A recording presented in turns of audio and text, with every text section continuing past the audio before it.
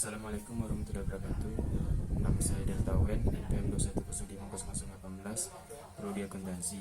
Saya di sini akan mempresentasikan tugas akuntansi biaya yang berjudul biaya bahan baku.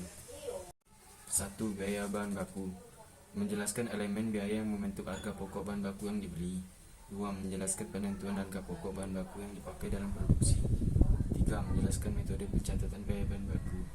4. Menjelaskan masalah-masalah khusus berhubungan dengan bahan baku. Pengertian bahan baku merupakan bahan yang membentuk bagian menyeluruh produk jadi. Sistem pembelian. 1. Prosedur permintaan pembelian bahan baku. 2. Prosedur order pembelian. 3. Prosedur penerimaan bahan baku. 4. Prosedur pencatatan penerimaan bahan baku di bagian gudang. 5. Prosedur pencatatan utang yang timbul dari pembelian bahan baku.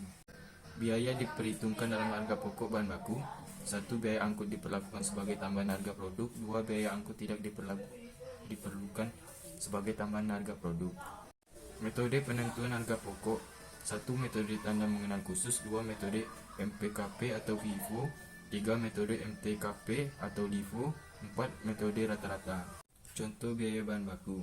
Dari catatan PT Alisa, sebuah perusahaan industri di Malang, diperoleh keterangan-keterangan yang bersangkutan tentang bahan baku sebagai berikut.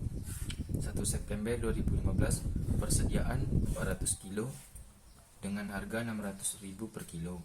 5 September 2015, pembelian 1.200 kilo dengan harga 640.000 per kilo.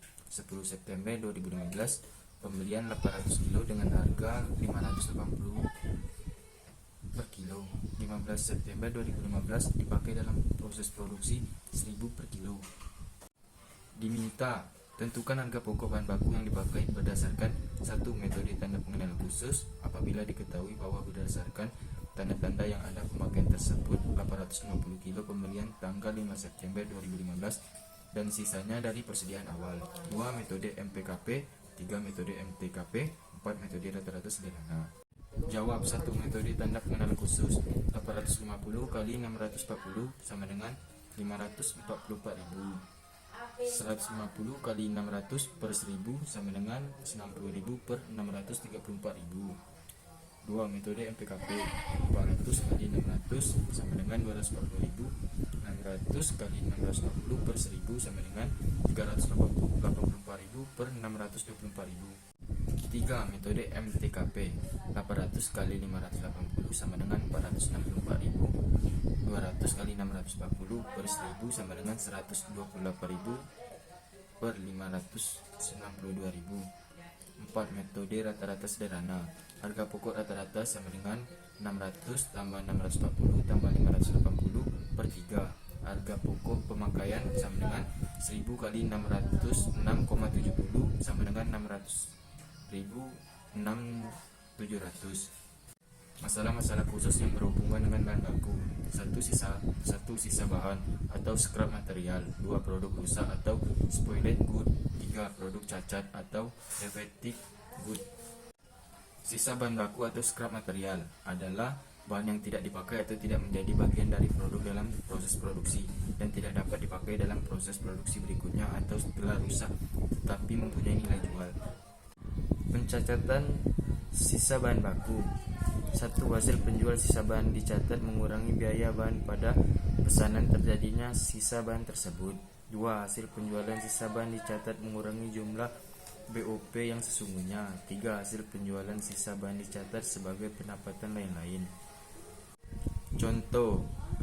1. Pada tanggal 1 Mei 2015, bagian produksi menyerahkan sisa bahan ke gudang sebanyak 60 kilo. Ditaksir harga jualnya 300 per kilo. 2. Pada tanggal 20 Mei 2015, seluruh sisa bahan dijual tunai dengan harga 320 per kilo. 3. Bagaimana pencatatan yang harus dilakukan untuk keterangan-keterangan tersebut? Dicatat sebagai pengurangan biaya bahan baku. 1. Jurnal tanggal 1 Mei pada saat penyerahan ke gudang, persediaan sisa bahan 18.000, BDP biaya bahan baku 18.000. 2. Jurnal tanggal 20 Mei 2015 pada saat penjualan, kas 19.200, persediaan sisa bahan 9.200, persediaan sisa bahan 1.200, BDP biaya bahan baku 1.200. Dicatat sebagai pengurangan BOP yang sebenarnya. 1 jurnal tanggal 1 Mei 2015, persediaan sisa bahan 18.000, BOP yang sesungguhnya 18.000. 2 jurnal tanggal 20 Mei 2015, dengan kas 19.200, persediaan sisa bahan 19.200, persediaan sisa bahan 1.200, BOP yang sesungguhnya 1.200. Dicatat sebagai pendapatan lain 1 jurnal tanggal 1 Mei 2015, dengan persediaan bahan 18.000, pendapatan dari sisa bahan 18.000.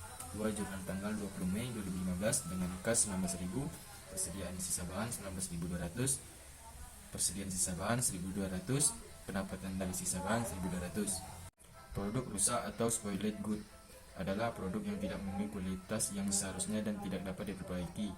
Pencatatan: 1. Apabila produk rusak disebabkan spesifikasi suatu pesanan, maka harga pokok produk rusak dibebankan ke pesanan tempat terjadinya produk rusak tersebut.